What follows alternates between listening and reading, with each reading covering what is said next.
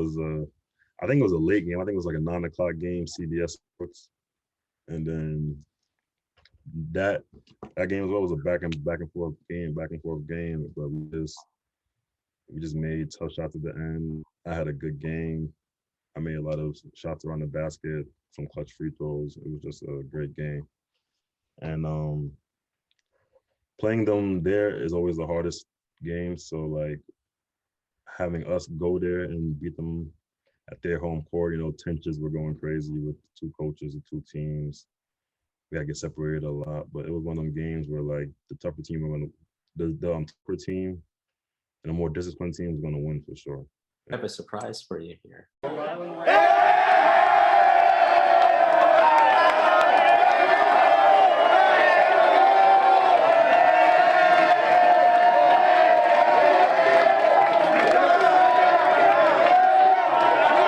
What was it like playing on those two NCAA teams? Everyone thought the character of the teams, besides the talent, was there. What was the difference between the two teams from your junior and senior year? Both teams were very different. I would say my junior year team, we were super talented, still kind of young. You know what I mean? We had two seniors on the team, Hassan Martin and then Karan Iverson. Still kind of young, but like we're like gritty and like tough and like strong. And like we knew that we could compete with anybody, but like the small losses in the middle of the season had to derail us to win the A10 to make the tournament. So it was very different from. And then you fast forward the year after when like we were all seniors. It was 5 seniors. We were all mature. We've been to the tournament the year before, so we knew what it took to get there again. But with the year before, we never knew what it took to get there. So we was just playing just to like see if we could make it there, and then we did.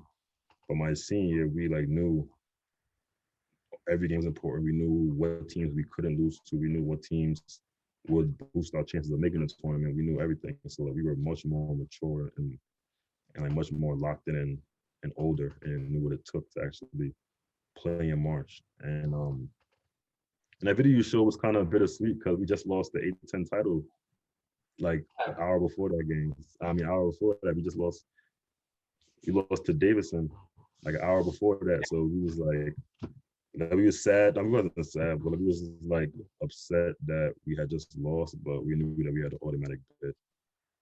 Yeah, I was sitting right behind the bench, and Jeff Dowden, the ball rolls in, and it's a whole different scenario. It's automatic entry into the tournament, but luckily you did so well during the season.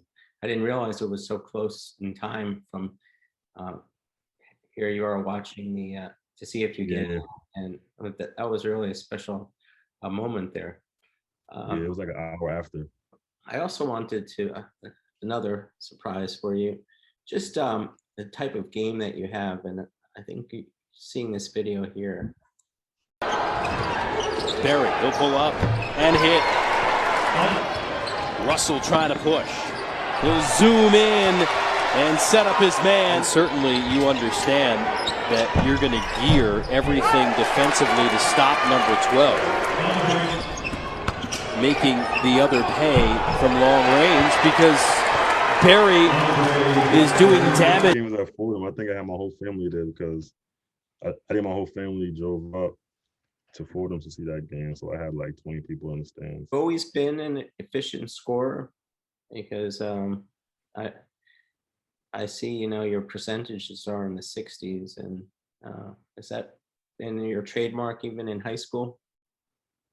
Yeah, my trademark has always been having good hands and like good touch around the rim. And my dad always preached to me, make sure I could score the ball from the free throw line down, no matter where.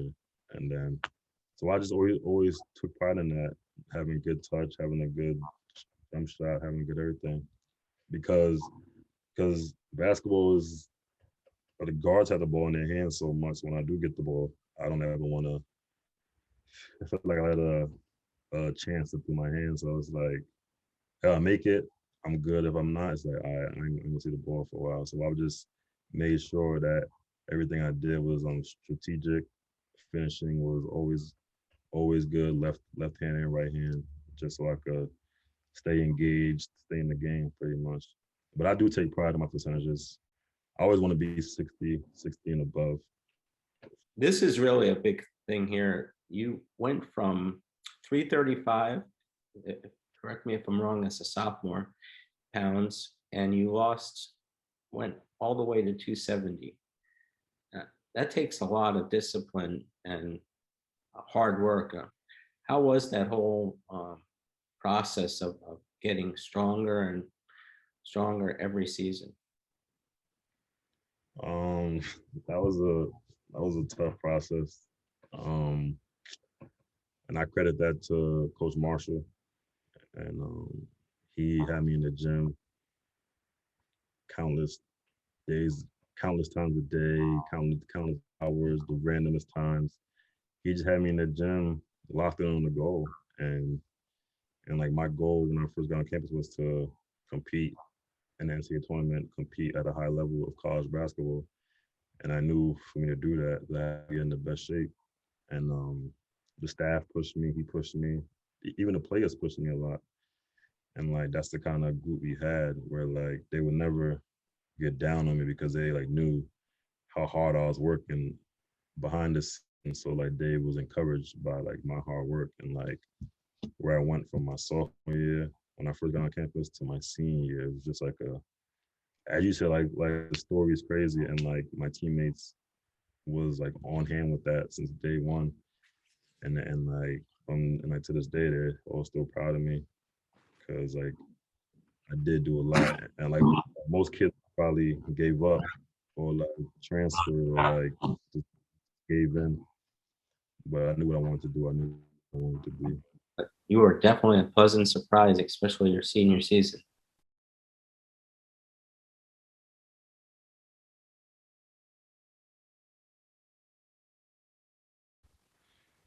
The same way he pushed me every day is the same way I would push him every day to be the best, you know. So like he wanted to see me succeed so well, and I wanted to see him succeed. So like we did butt heads a lot because there were days I'm just like I'm just so tired I don't want to do it. But then he would always talk to me and like give me these pep talks about the bigger picture and like just like staying locked in. And there were days where like he wanted to chill. I'm like, yo, Marsh, let's just go get a little lift in real quick. So like me and Marsh more of like a coaching player and shit. Like he was like more like a I don't know how to explain it. It was just a weird friendship we had, relationship we had. But I know that no matter what though, whatever, if anybody could ask me how it happened, I would always say Marsh. That Marsh is one of the most important people in my life.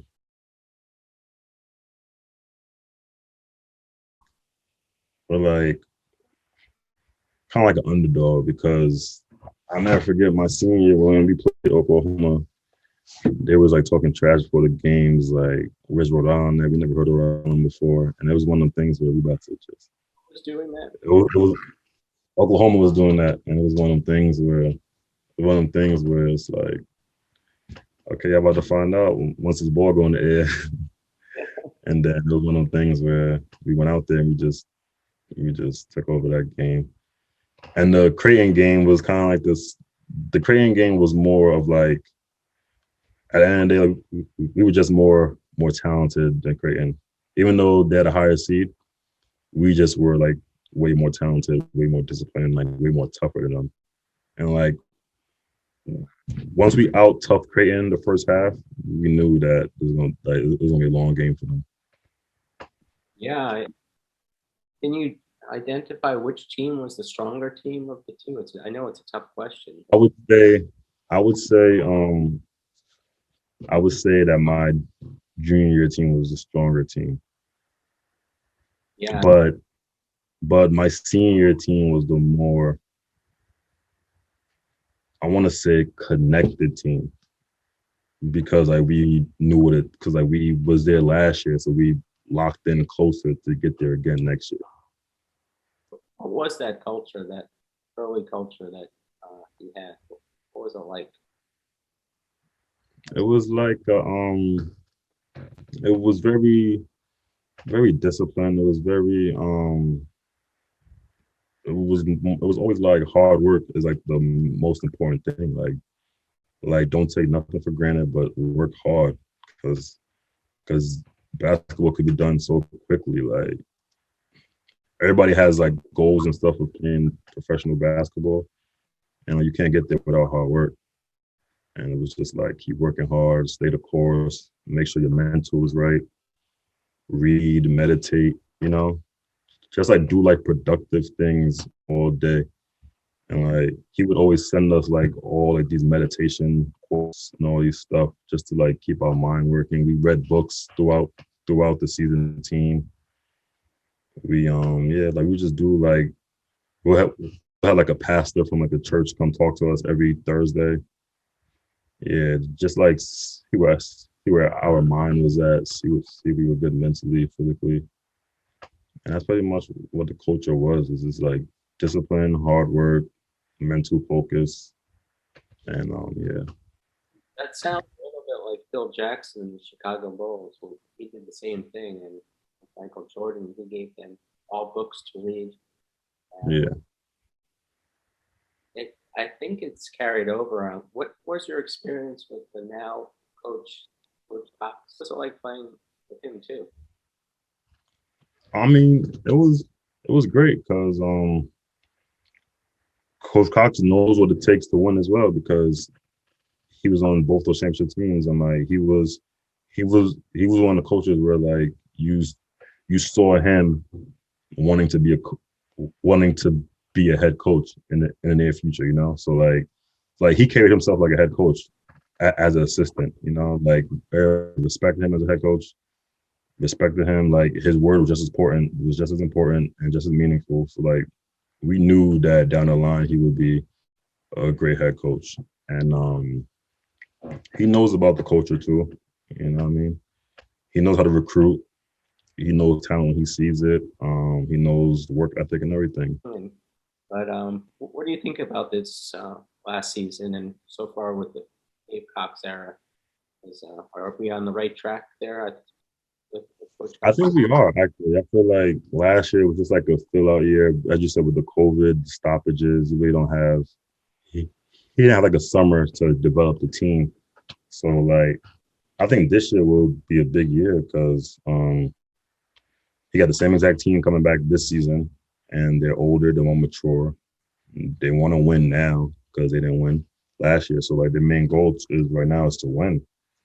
So I feel like they'll like come together and have a great season, I think. I mean, they all work hard. It's their first like summer together as a team, learning each other, learning the system, learning each other strengths, weaknesses, and just banding together as like a group rather than last year, just bringing all these pieces together. And you got to practice in October, first game in November. You know what I mean? Like it's like too quick of a turnaround to bring in 9 new people with a whole new staff to come together and win games. So I feel like now like they'll be good because they got that year. They got a year on their belt and a whole summer and a whole preseason to come together and just be one of the best teams. And it's a very competitive conference this year. So yeah, conference is competitive. Do you think they have the talent to make the NCAA? I think they got the talent to make the NCAA. It all depends on how they do in the non-conference, how they do in the A10, because the A10 has some good teams still. They still got Bonnie's, they still got St. Louis, they still got Richmond's. So I feel like this is a big year because I feel like they have the talent for the tournament, and I feel like just like knowing the players on the team that like they like want to play meaningful basketball in March. You know what I mean? And but I wouldn't judge off of last season though at all.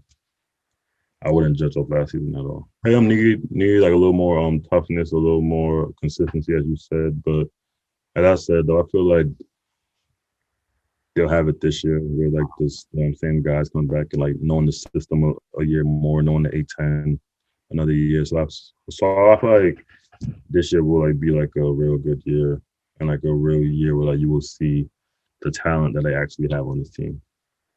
You get to watch a lot of the games, or are you busy, or have you been the background of And I watch a lot of the games. I stay up late to watch the games. If I'm overseas, I'll stay up late, watch like the first half or something and stuff like that. But yeah, I was always locked into all the Rhody games ever since I graduated college. And who do you feel is going to be the big surprise for Rhode Island this season? I asked Kenny Green that as well, but who do you think is the guy? The big surprise, Most improvement, that maybe a breakout year, or just the most impact for our team if they are to make it through NCAA. Players that you see on that team. I would say probably Makai Mitchell, the twin that got hurt last season, because like, we really didn't get a chance to like see him come into form, you know, and like he has a lot of skills. He's very skilled. Ish Leggett, he's gonna have a big part this year. Same with Malik Martin. I feel like he'll have a good part this year on defense and offensive end. And I feel like everybody has something to prove this year, so I feel like everybody's gonna play well. But I think those three will like be surprises just because they had okay years. Well, Ish and Malik had okay years, but I feel like they want to do more. And Makai season got cut short, so like he has a lot to prove too, and like he's very skilled because you know what I mean. So him and his brother will have a chance to dominate the A10 if they really wanted to. I think he's good. You know, if you think about it, like last year was his first year playing like real college basketball because he didn't play that much at Maryland. So last year was like his like pretty much like freshman year of college basketball, and like I think he showed out. He had a few big games. You know what I mean? As you said, he wasn't consistent. He wasn't consistent every game, but you knew what you would get with him when he's on. You know, rebounds, finishes around the rim, block shots, but I feel like next year moving forward, having his brother back, he'll be himself again, and I feel like having that 1 year to finally play college basketball will be very helpful to him as well. Well, we have, I don't want to keep it too long, but we do have one more surprise for you. Pujols, asistencia para breakout de su marcador de anota, 17-18. Estamos en el último minuto. Pujols y consigue la canasta. Muy bien, Champagne. Poco lo que le suelo pedir yo, que juegue uno para uno, luego si está acertado o no, será otra cosa, pero que lo intente. Bloqueo de continuación perfecto. Tell me about your playing overseas. I didn't think about it much until my senior year, and my senior year, because I didn't think I had like that good of enough career to have an overseas career, you know. And then the year after, I went to Finland for a few months. Then I went to Ireland right after that. So yeah, I just been still playing, still thriving. A bit of a culture shock, but at the end of the day, you gotta like adapt quickly, and you're just playing basketball pretty much at the end of the day. It's the same thing you've been doing in the U.S. You're just doing it on our country. But like, there are some factors that can affect you. You gotta just lock in and just focus on the big picture. Probably Spain. Yeah. And Spain was my first experience, the first team to take a chance on me, and I'll be forever grateful for them. you had some good numbers there. You averaged 10 points a game, I believe. Yeah, I averaged 10 points there. I think I averaged 11 in Finland. I think like 16 in Ireland, something like that. Yeah. So what, to wrap things up here now, what are your plans in the future? What's next for Andre and Barry? Well, I plan on going back overseas this upcoming August, September, and just keep on playing for as long as I can. Keep having fun with it. Keep supporting Rhody, and just try to see how far the basketball can take me and see where it can take me. And where will that be? Do you know yet, or is it too early? I'm still not sure yet. Yeah, well, that's hard. When I find out, I'll let you know. Oh yeah, well, we have this thing called Keaney Blue, and they find out everything. But I think Really? yeah, it's a board, and they're the most overzealous fans, knowledgeable. Some of them have been coaches, and but they liked you as a player. I Yeah. mean, it's hard not to. As a fan, it's sometimes unfair to the players if they have turnovers. You don't understand that, but you didn't have too many turnovers, and you just played the right way. Yeah. I knew my role. I didn't try anything outlandish. I knew my role. I knew what I could do. I never tried to one up anybody. I just played my game. Well, Andre, it's been great having you here today. Can't wait to upload this video, put it on the new podcast, get everyone around to subscribe. Of your family, I'm sure they'll be happy to see some of the video and thoughts that you had. Thank you. Excellent guest today. I only wish you the best moving on. Please, now you have my email. Let me know when you find out about where you're playing overseas. And once again, Andre, good luck. And thanks Thanks for having me. for years at Rhode Island. Thank you.